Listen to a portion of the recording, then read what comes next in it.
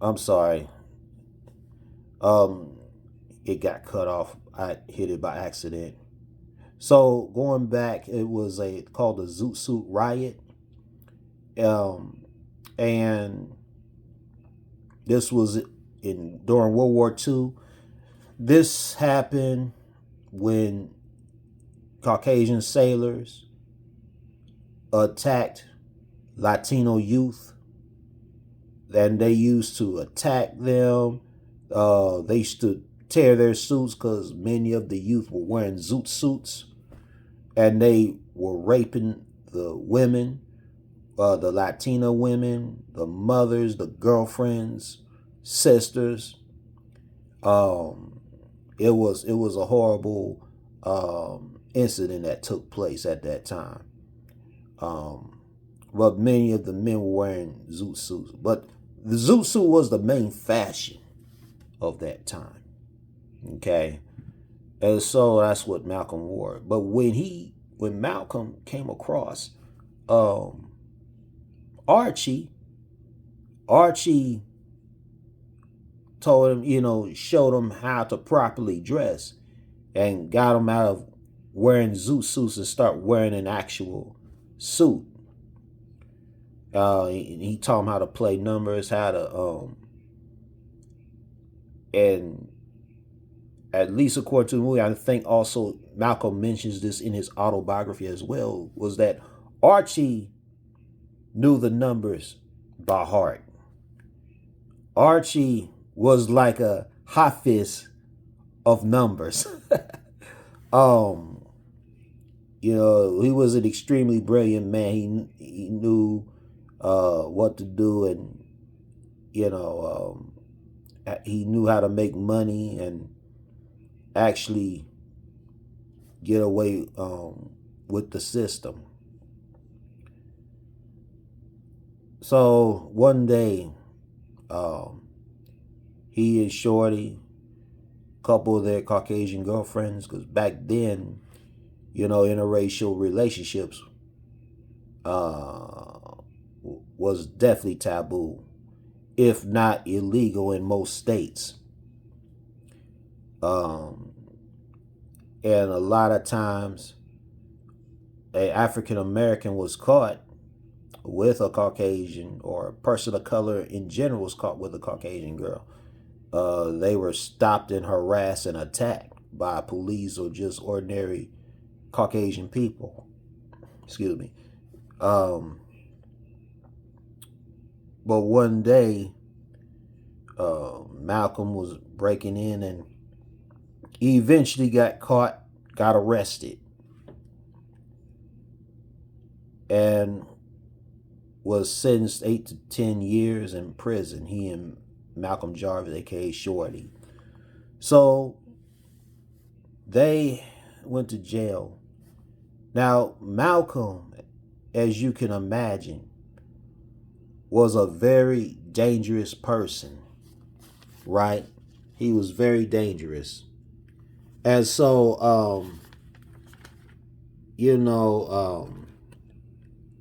he was so dangerous that even everybody else, including the other inmates, used to call him Satan.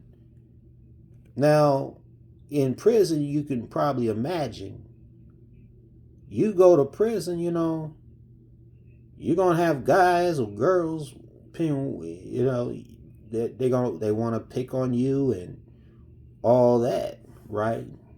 I'm not going to go into details, okay? But you catch my drift. But the inmates did not want to have anything to do with him. I mean, he was that bad. But there was a guy that Malcolm became acquainted with. His nickname was Bimby. Bimby was not Muslim. He was not in the Nation of Islam. But Bimby was a guy who he was locked up for a long time, so he was an older type of guy, and the guys in prison respected him and looked up to him. But he took time with Malcolm.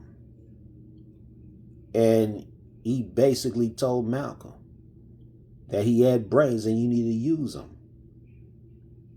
Now, in the movie, the way they portrayed it was a guy named Brother Baines, played by Albert Hall. First of all, Brother Baines was a fictional character. There was no such person as Brother Baines. Brother Baines is a combination of various people in real life, in Malcolm's life. This would include a man named Bimby and also his siblings. When his siblings came by to visit him, he was in prison in Massachusetts. They introduced him to the teachings of the Nation of Islam. Just to give you the background here, the Nation of Islam was founded in the Black Bottom section of Detroit, Michigan, by a silk peddler named W.D. Farad. W.D. Farad, or a.k.a. Master Farad Muhammad. And he was the founder. And he used his skills as a silk peddler to get in people's homes and tell them about the Nation of Islam. Now, according to the Nation of Islam,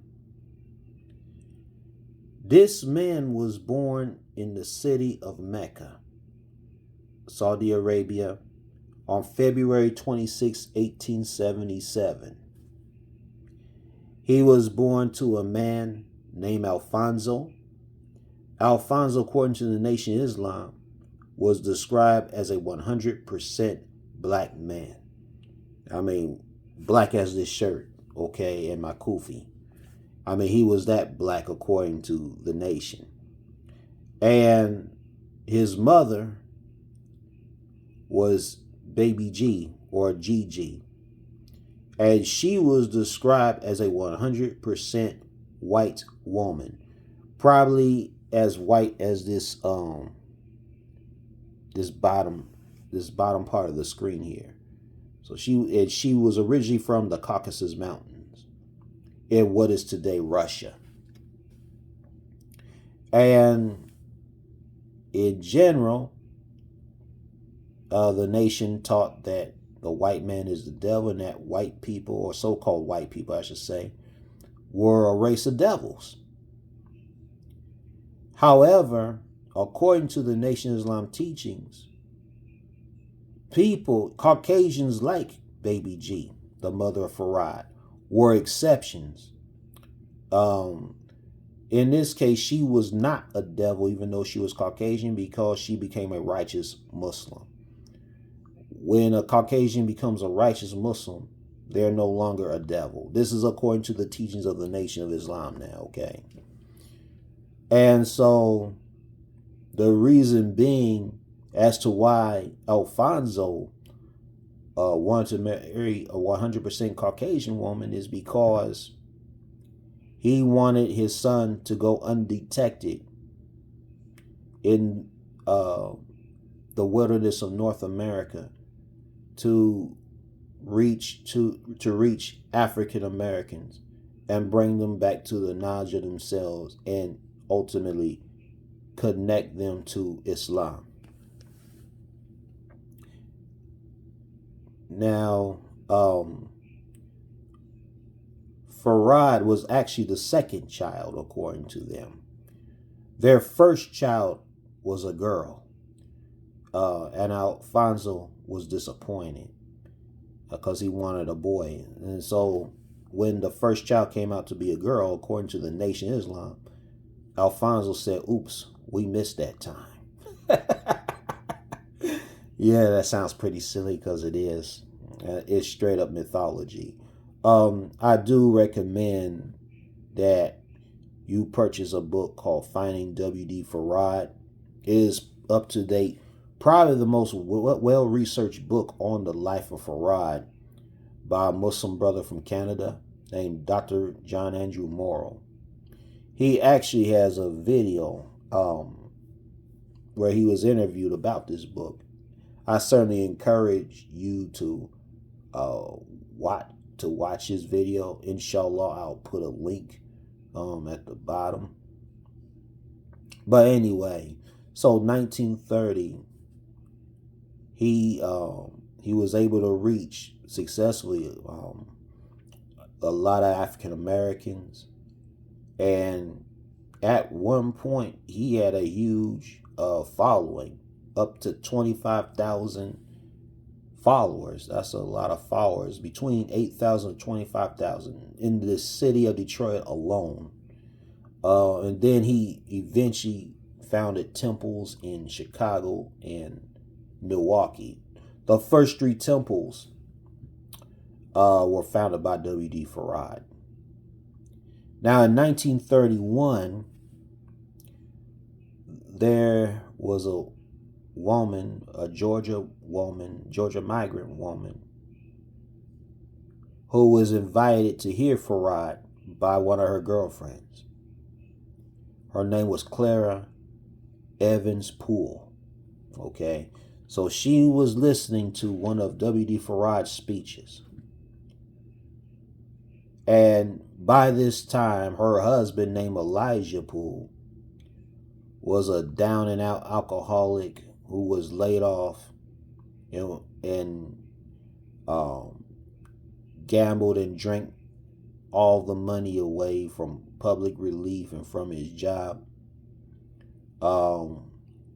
It got to the point where one day she found him laying on a railroad track, and she and their oldest son Emmanuel had to pick him up from the railroad track. That's how that's how bad of Elijah's condition was. But anyway,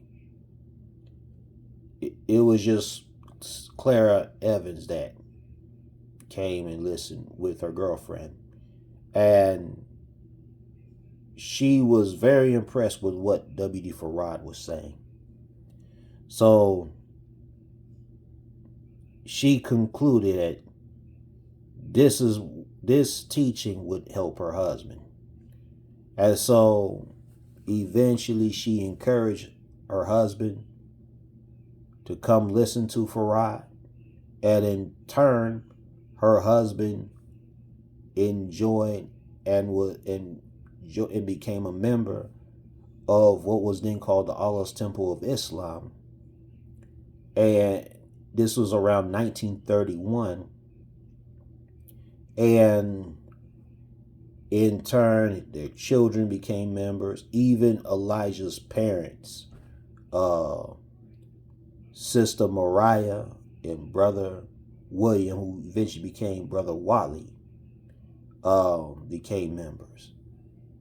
And so eventually Elijah became W.D. Farad's best student. And initially, Farad gave them the family name of Karim. So Elijah Poole became Elijah Karim initially.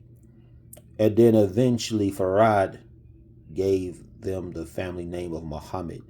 So now he's Elijah Muhammad. His wife's name was Clara Muhammad, and all the children's last name were Muhammad. Even his parents' last names became Muhammad. Okay. In 1934, due to harassment from law enforcement, especially from immigration and the Detroit and Chicago police departments, Farad eventually disappeared, but left Elijah Muhammad in charge, and he gave Elijah Muhammad the title of Supreme Minister. This is very important. He never gave Elijah Muhammad the title the Messenger of Allah. This was an assumption that Elijah Muhammad gave because he believed that Farad was God. This is the theology of the Nation Islam. And excuse me, Astaghfirullah. In Dr. John Andrew Morrow's book, it does mention that in many cases, especially when he was talking with the feds and with law enforcement, Farad actually admitted that he claimed to be God, and that he even referred to his teachings as a racket. In other words, he did not trust his own belief or his teachings, and that it was just a way to make money off of the downtrodden African Americans. But let's move on. So supposedly Farad disappeared, and the last time was that Farad sent him a postcard. It was postmarked from Mexico. But according to John Andrew Morrow, Farad was actually left Chicago, moved out to LA to reconnect with his ex-wife or ex-lover and his son. And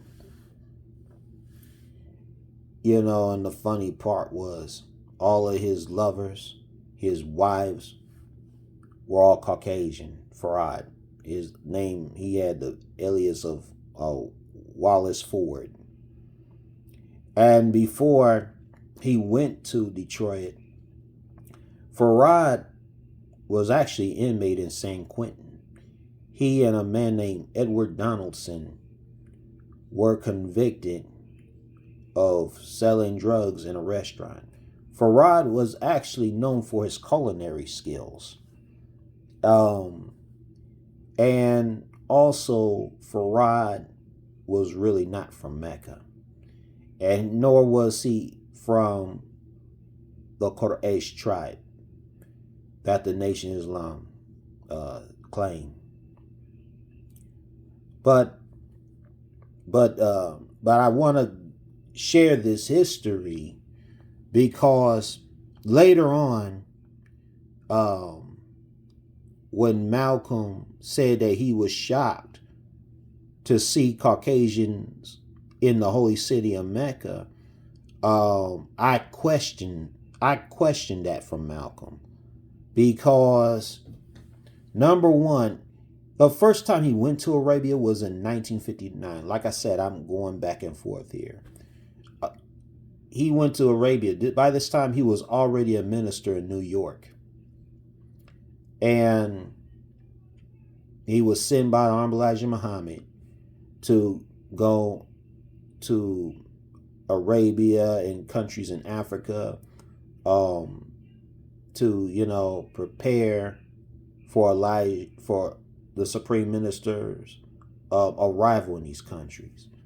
Because between December 1959 and January 1960, Supreme Minister Elijah Muhammad was able to make this tour, including Umrah. He and his sons and son-in-law, Captain Raymond Sharif, made Umrah, the Umrah pilgrimage to Mecca. This is different from the actual Hajj pilgrimage to Mecca. Just briefly or quickly, the difference between Umrah and Hajj is that with Umrah,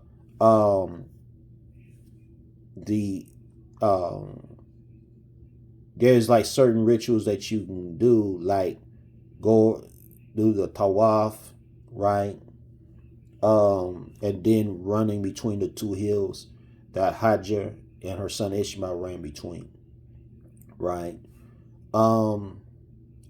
But on Hajj, you do more like staying under the tents. You're stoning the shaitan. You going on Mount Arafat. Inshallah, next month I will be on Hajj. Now Malcolm eventually went on Hajj in 1964, right? But Elijah Muhammad, he did Umrah. He never made Hajj, but he made Umrah. But anyway, let's go back. So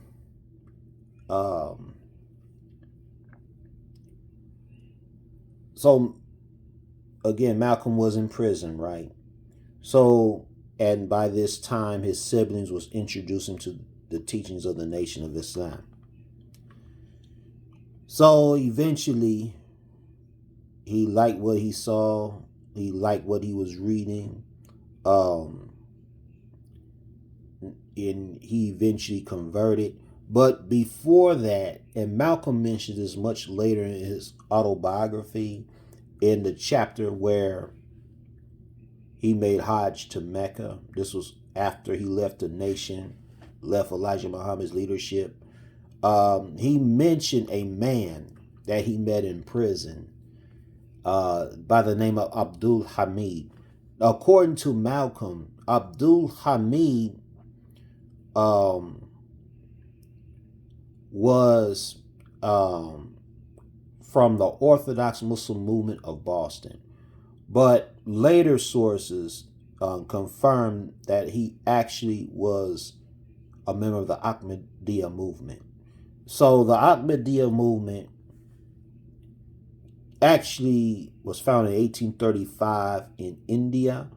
Back then, India was a British colony, and countries that consist of today, India, Pakistan, Bangladesh, and Kashmir, it was all India under the British, okay? And 1835, Ghulam Ahmed was the founder of this organization. Now, like the Nation Islam, the Ahmadiyya had very controversial beliefs and teachings. Now, I do have to give you a fair view of this group.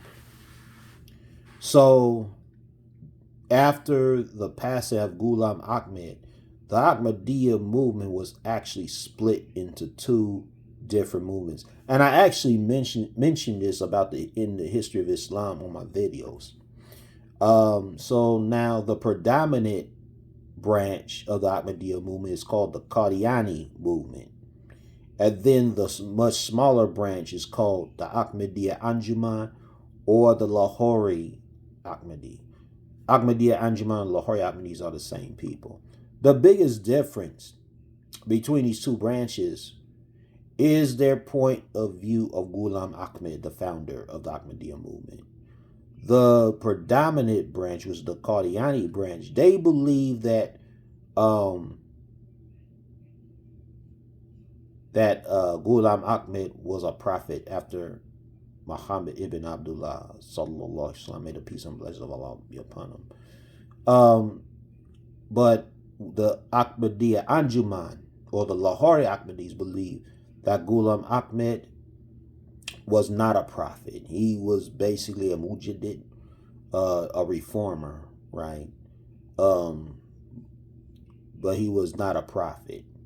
In fact, they share the same view of Prophet Muhammad sallallahu alaihi wasallam, may the peace and blessings of Allah be upon him, with all Muslims, that he is al-Qatam Nabiyan, he's the last prophet. There are no more prophets after him. So the Lahori Ahmadis share that same belief. So it is very important that you understand these differences, because unfortunately for the Lahoris, they're being,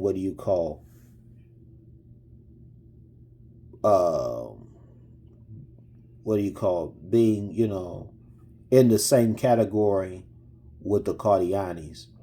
And this is wrong. The government of Pakistan, for instance, they rule the Ahmadiyas as a non-Muslim minority, and this includes the Lahoris. Even though the Lahoris have the correct idea, the correct point of view about the Prophet, peace be upon them, but they're still viewed as non-Muslims, and this is incorrect. But anyway, but Abdul Hamid, who visited Malcolm and his friend Shorty in prison, was from that movement. Now, according to Malcolm, when Abdul Hamid came, he was introducing him to the basic practices and rituals, which are basically the same as we would practice in Islam. He was sharing with him how to make salat, how to pray. He also shared with him short surahs of the Quran, including Surah Al-Fatiha, on how you pronounce and how you properly pronounce,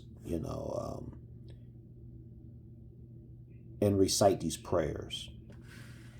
And according to Malcolm, he did practice them for a moment, and then he lost out of touch with it for several years. But anyway, but eventually he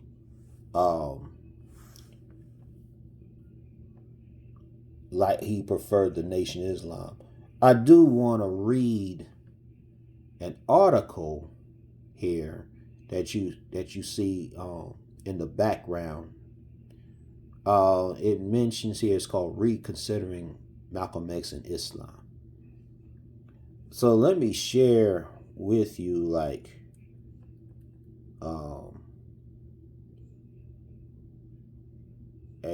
article, like a paragraph on this.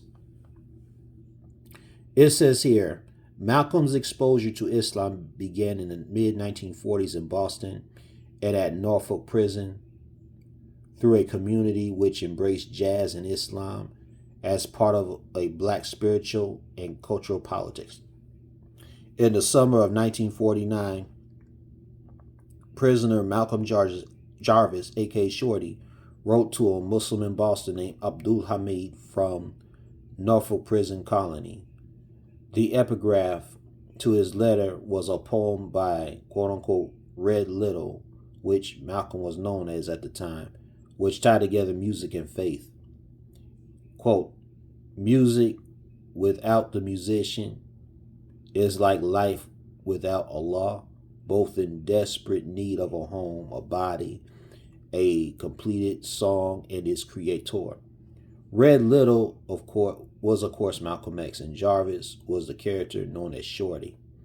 In Malcolm's autobiography, Malcolm X was an avid reader and writer of poetry while incarcerated from 1946 to 1952. And just to let you know, also Malcolm, while he was incarcerated, he was able to read the entire dictionary. His letters home to his family often feature excerpts from Persian lyric poets. But this short letter from Jarvis to Hamid tells us more than Malcolm's early poetic sensibilities. It reveals a network of Muslims in the post-war period sharing faith and music through prison walls. Here's like a letter. It says, copy of a letter to one Abdul Hamid of 56 Windsor Street, Boston, Massachusetts, from inmate Malcolm L. Jarvis, dated July 31st, 1949. And what I just read to you is what you see in that epigraph here. Excuse me. So now the article continues. It says, from 1949 to 1950, Abdul Hamid visited Jarvis over a dozen times at Norfolk. He brought both men prayer books written in Arabic in 1947, and Jarvis wrote later that, quote, your prayers for Brother Malcolm Little and I were certainly answered this week. Although Malcolm names Hamid in his autobiography, he does not elaborate on the foundational role, that Shorty, Hamid, a Muslim jazz musician, played in his conversion to Islam. These encounters shaped Malcolm's intellectual and religious development. They reveal a rich and diverse Muslim community inside American prisons during the 1940s, one which did not disavow jazz as part of a world of petty crime and hustling, but revered it as a part of black culture. As Malcolm ended a letter to his brother, quote, I'm jiving out party before I become foolish. Assalamu alaikum, unquote. And it says here, writing to journalist M.S. Handler from the Holy City of Mecca. Yeah. But it does mention in full detail of this man, Abdul Hamid, in the 1940s, late 1940s and early 1950s. But as you know, eventually Malcolm would study more in depth and accept and embrace the teachings of the Nation of Islam. He, in fact, started writing letters to the Supreme Minister in his Chicago home.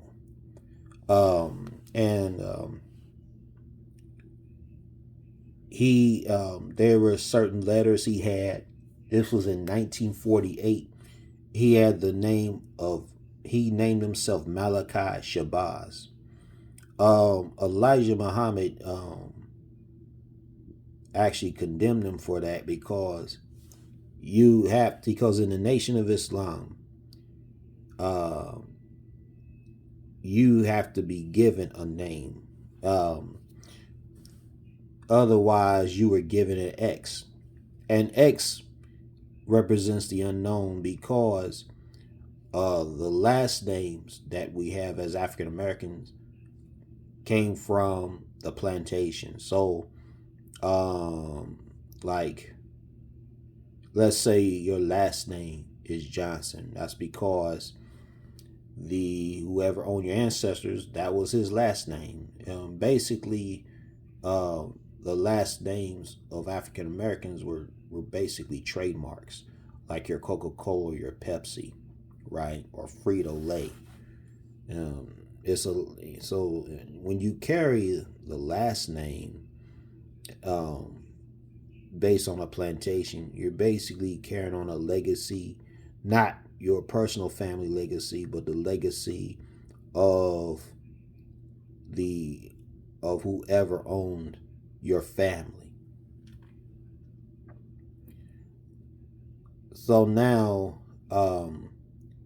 but in all fairness, unlike there's this impression that when Malcolm went on Hajj, he came up with the name of Malik El-Shabazz, and this is totally incorrect.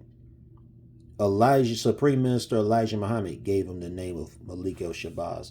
I have a book here, and this is a very old book.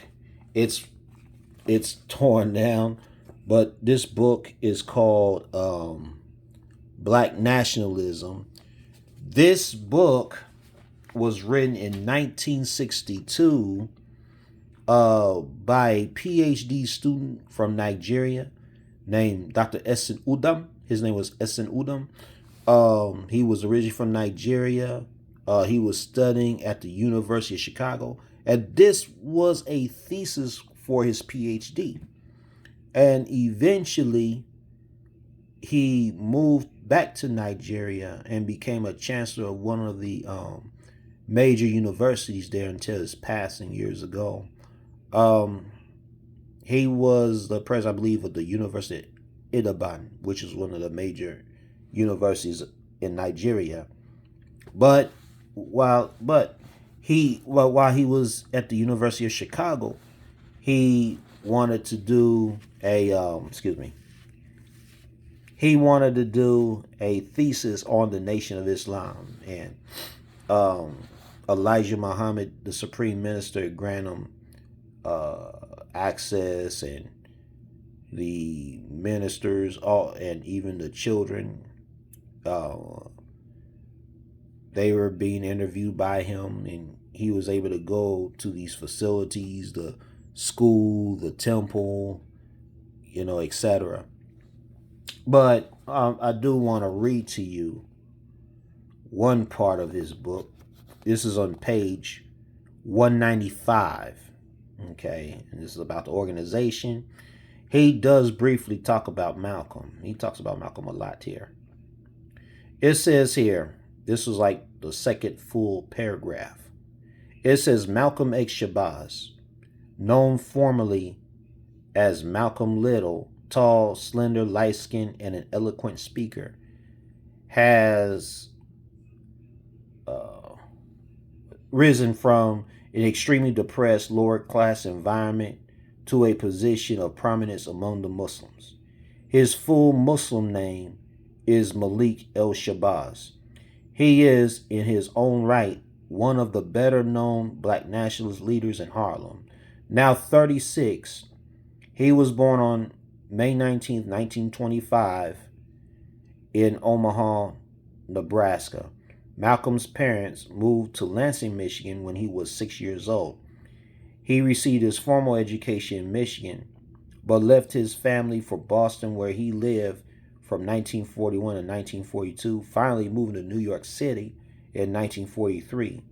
Minister Malcolm told the writer that he spent most of his time in jail during the 1940s and was converted to Islam in 1947.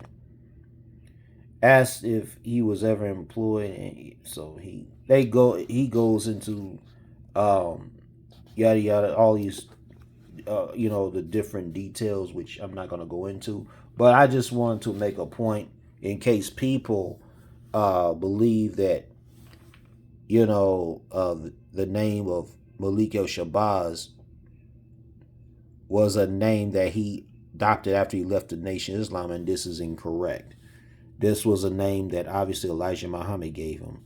Just like the boxer known as Cassius Clay and Cassius X, it was the Honorable Elijah Muhammad who gave him the name Muhammad Ali. Okay. So let's continue. So eventually Malcolm got out of prison, and he moved in with Wilfred, his oldest brother Wilfred. And this is according to his autobiography now. Now, there's some controversy surrounding this autobiography, because it's alleged that Alex Haley, who worked with Malcolm on this autobiography, actually edited and took certain things out from this. And Alex Haley was a guy who at that time used to write for Playboy magazine and the Reader's Digest. And eventually, but what Alex Haley was better known for was his autobiography of his ancestors called Roots, which became a show, right? A mini series in the 1970s, which is excellent, by the way. And it really is Roots. I encourage people, if you never watch Roots, especially the young people, I encourage you to watch Roots. It starts with the life of Kunta Kinte, right? Who was a Muslim. And it's very important to know many of our ancestors were Muslim. None of our ancestors originally, when they got here, were Christian or practiced Christianity.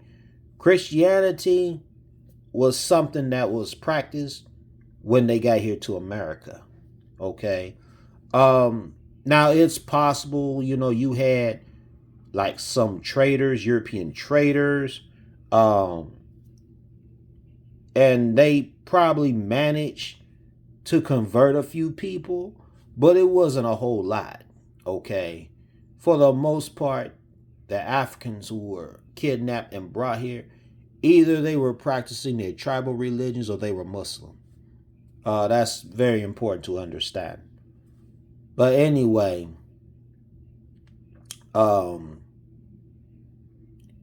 but Al-Haley was the guy who co-wrote his autobiography. So Malcolm got out of prison. He, again, like I said, he lived with his brother Wilfred, and his family, and he worked with them at this furniture store. According to Malcolm, they were known for ripping off people, selling cheap furniture and then ripping them off, right? Overcharging them. So he eventually quit and worked in the, like many people in Detroit, worked in the auto plants, in the Lincoln Mercury division in Ford, basically. Worked in the assembly line. His job was basically to clean and sweep, sweep up behind the men, putting the vehicles together. And one day, his supervisor called him, and coming to find out it was the FBI, because he did not register for the draft. And Malcolm told him, he just got out of prison, which was true. He just got out of prison. And, he didn't realize that they would still draft guys even if they were incarcerated. And so they actually took his word for it, and so he had to register. So Malcolm registered, and in this case, he registered as a conscientious objector, which means he refused to be drafted. The majority of members of the Nation of Islam and also other religious groups, like the Quakers and the Jehovah's Witnesses, many of them also would file as conscientious objectors. And now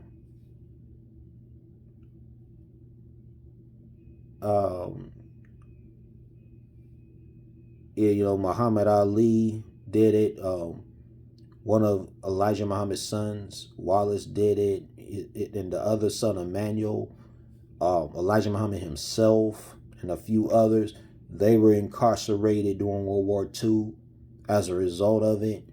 Now, Muhammad Ali, on the other hand, he was convicted too, but because he managed to have money, to make a lot of money from boxing,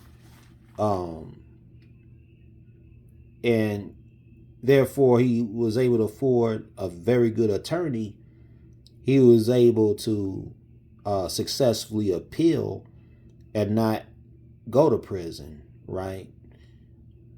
But Malcolm, however, he fought as a conscientious objector, and he went before the draft board and stated, because my conscience made me object or something like that. He was able to win. Alhamdulillah, he was able to win, and was able to successfully not have to, face incarceration. I don't know if it's because he just got out of prison, but one thing I will say, Allah is God. And only Allah can make a difference. It's just like what Allah says in the Quran. Man plans, Allah plans, and Allah is the best of planners. So now, around this time, so Malcolm was a foot soldier in the Nation of Islam at Temple Number 1. And then he became captain. In the Nation of Islam, you have 2 different auxiliary military like units for the men and women. You have, for the men, it was called the Fruit of Islam, or the FOI. And then for the women, it's called the MGT/GCC. That means Muslim Girls Training General Civilization Class, right? And in these classes, they do cadence, they do a lot of military drill, and plus they have classes on manhood and classes on womanhood. Basically, these are like rites of passage classes, okay? And then they have the junior level of these organizations. Like you have the junior FOI, you have the junior MGT, okay? And so a captain is like the leader over the FOI. Now,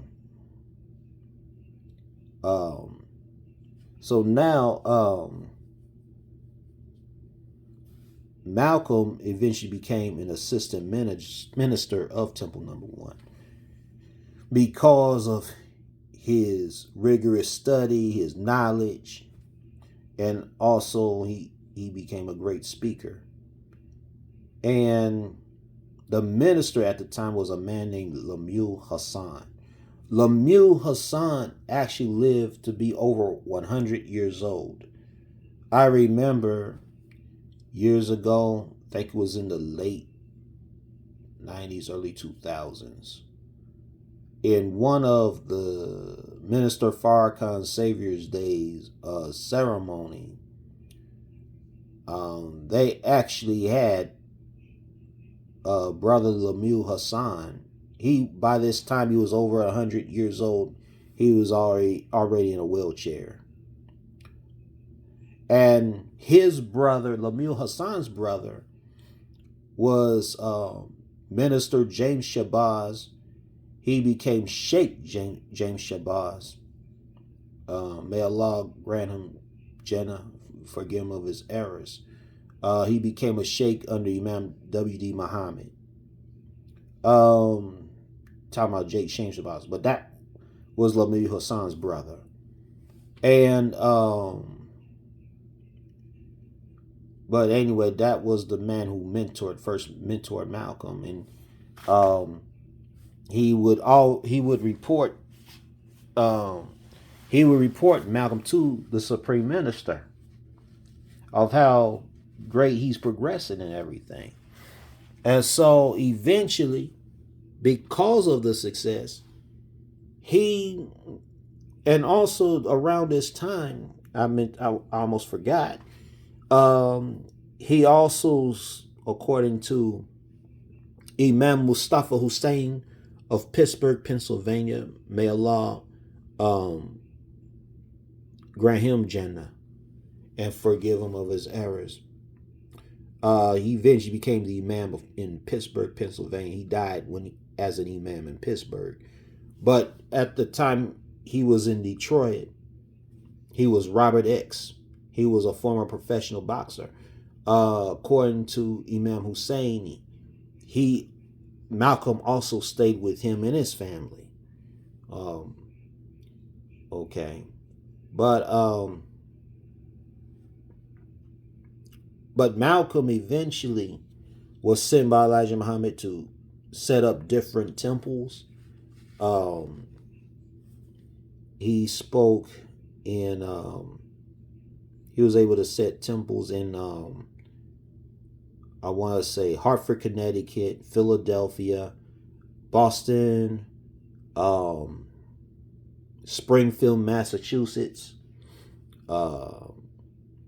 And it got to the point where in 1954, Elijah Muhammad made him the minister of Mosque number 7 in Harlem. The man who Malcolm replaced was a minister named Sultan Muhammad. Sultan Muhammad actually was the minister in Milwaukee before he moved out to New York City. He was one of the first ministers in the early years. I believe he was the minister when Farad was around, or the early years of Elijah Muhammad's leadership, of the Supreme Minister's leadership.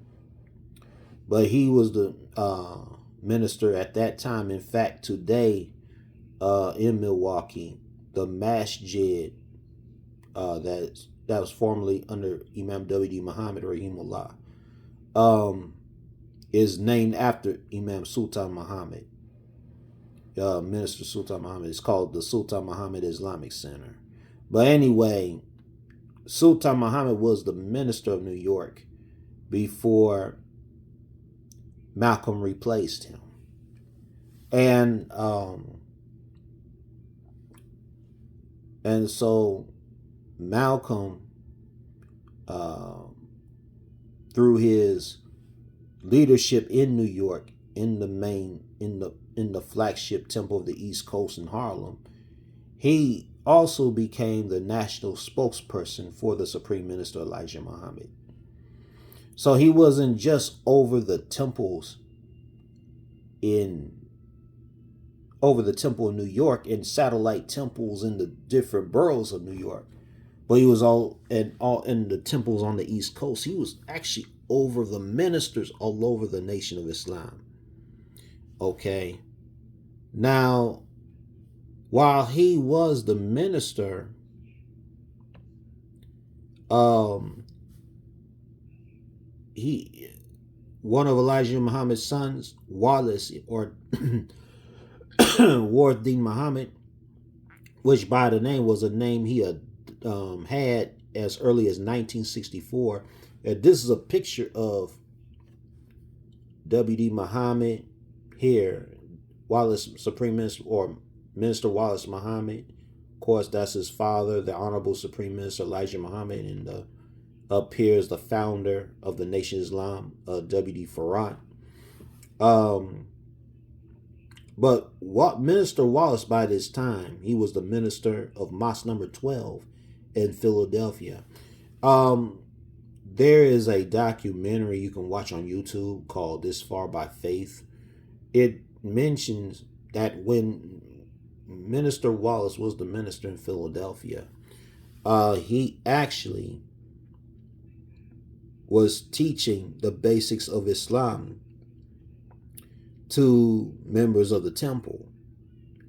And when he first became the minister in 1958, temple number 12 only had 50 people.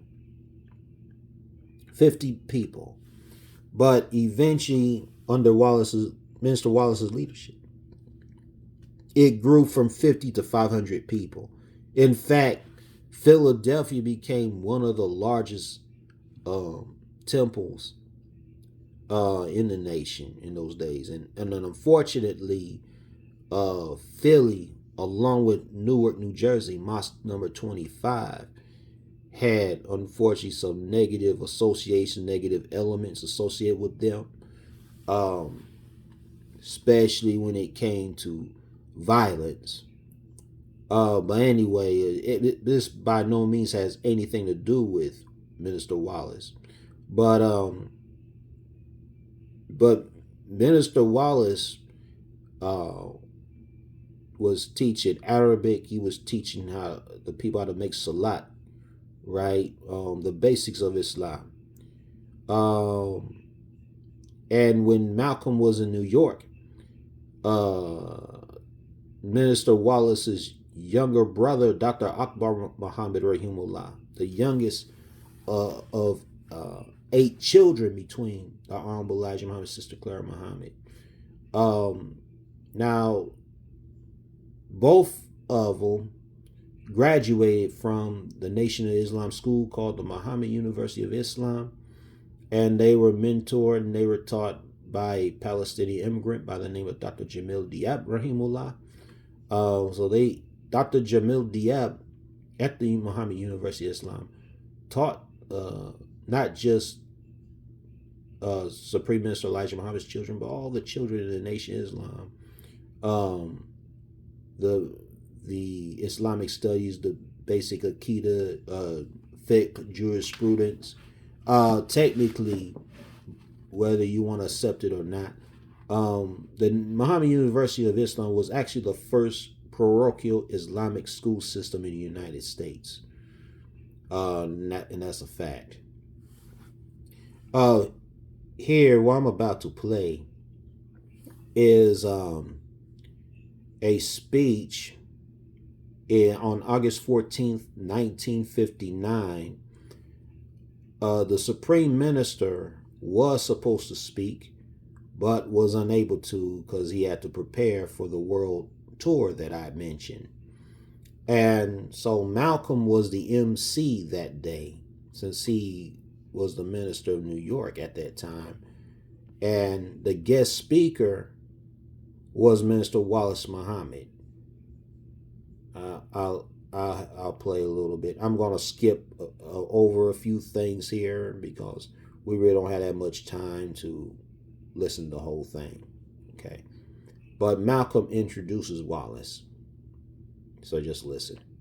Minister of Muhammad's Temple of Islam in Philadelphia and the son of the Honorable Elijah Muhammad, Minister Wallace D. Muhammad, who will open our meeting at this time. Assalamu alaikum.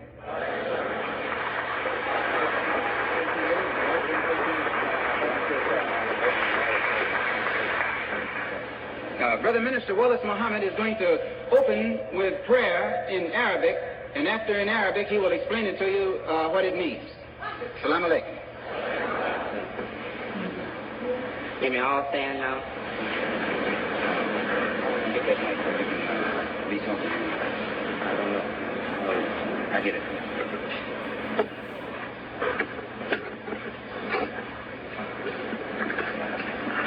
No? With your hands outstretched in this manner, facing east. Your hands outstretched in this manner, your feet at a 45-degree angle, your head slightly bowed, facing east. Follow us silently in the Muslim prayer. قل أعوذ بالله من الشيطان الرجيم بسم الله الرحمن الرحيم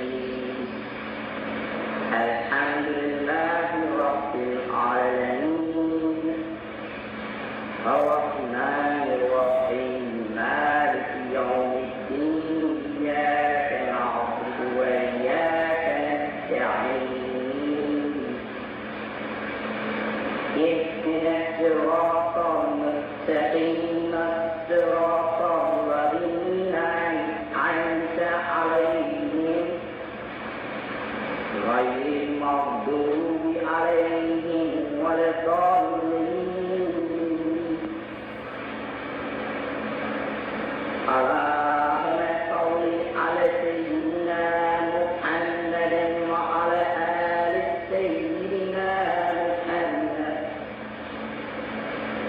كما صليت على سيدنا إبراهيم وعلى آل سيدنا إبراهيم إنك حميد مجيد.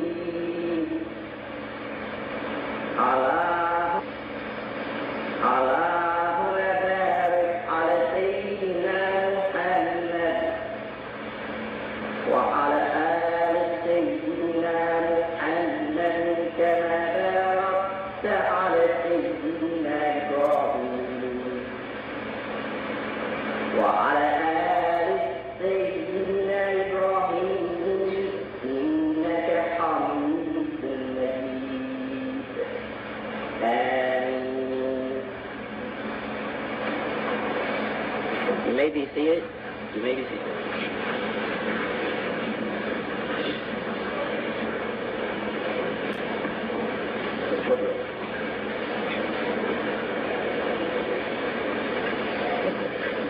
Assalamu alaikum. In the name of Allah, the one true God, the Beneficent, we seem to separate politics from religion. The Quran, it's a religious book, and it is the revelations of Almighty God to all of the prophets, not the prayer that I just recited in Arabic. The first portion of it was the Fatiha, which means in English, the opening. It is the first chapter of our holy book, the Holy Quran. Now remember that our book, the Holy Quran, it's a religious book, and it is the revelations of Almighty God to all of the prophets, not one prophet, but all of the prophets, and not the revelations of one people or one nation, but the revelations of all of the people and all of the nations. We are taught in Islam that by the Honorable Elijah Muhammad, and that's what I would like to make known to you. I'm not a Muslim because an Arab came over here and taught me to be a Muslim. I'm not a Muslim because the Negroes wanted me to be a Muslim. I'm not a Muslim because the American white man wanted me to be a Muslim. I'm a Muslim because the Honorable Elijah Muhammad is straight, and you need to follow that straight thing. Is that right? All praise be. Okay, so I just wanted to introduce or share this video. First of all, he was sharing the Arabiya, Minister Wallace Muhammad, and also, so really he was sharing the basic Aqidah, right? And this video was just 14 minutes. There was another video where it recorded the entire event, but there was even a hint from Malcolm that he shared where he said,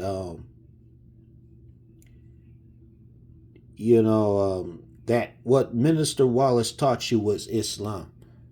But Malcolm said, I'm not teaching you Islam. I'm telling you about the hell that you caught. This is what Malcolm was saying. If you listen to the entire lecture and everything else on here, you would hear that from Malcolm.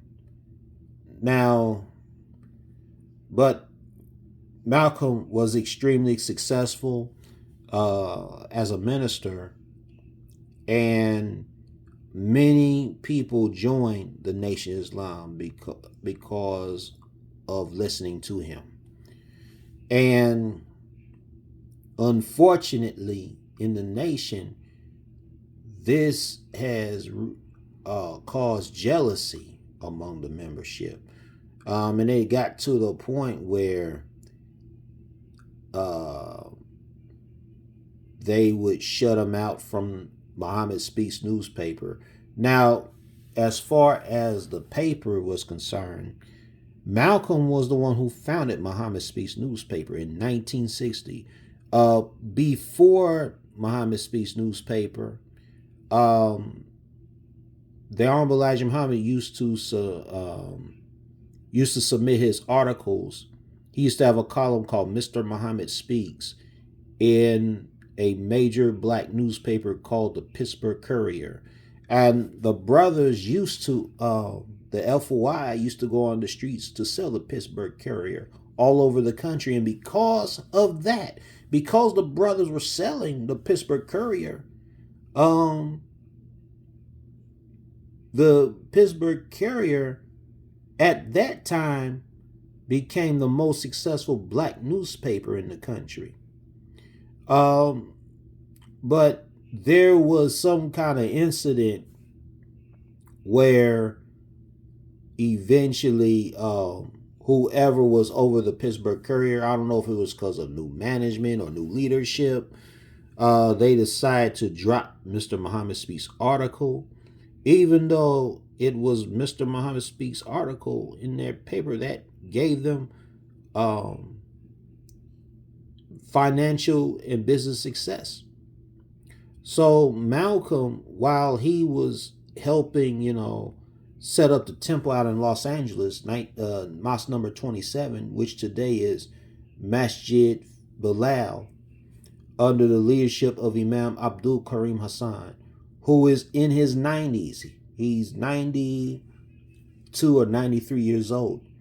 And he's been over the Los Angeles Masjid since 1971 when he was sent as a minister by the Honorable Elijah Muhammad from Hartford, Connecticut. Mosque number 14.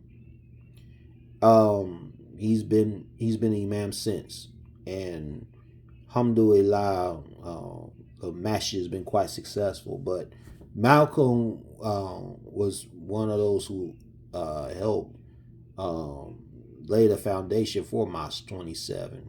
But according to Malcolm, while he was there,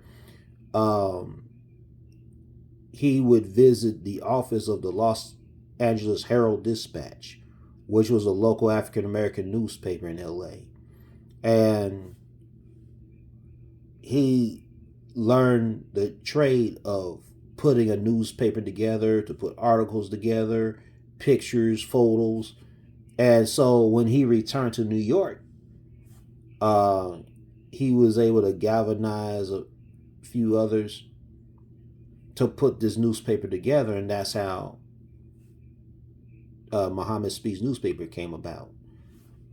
Today it's called the Muslim Journal, under the former leadership of Imam W.D. Muhammad. Now,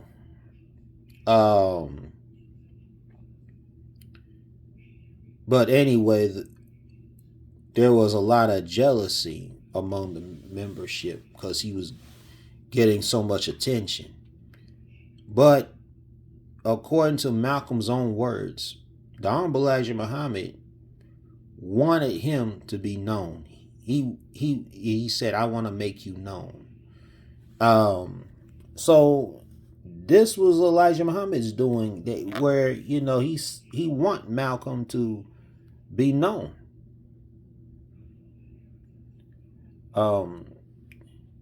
I will conclude the second part, and inshallah I'll continue with the third tomorrow. Assalamu alaikum.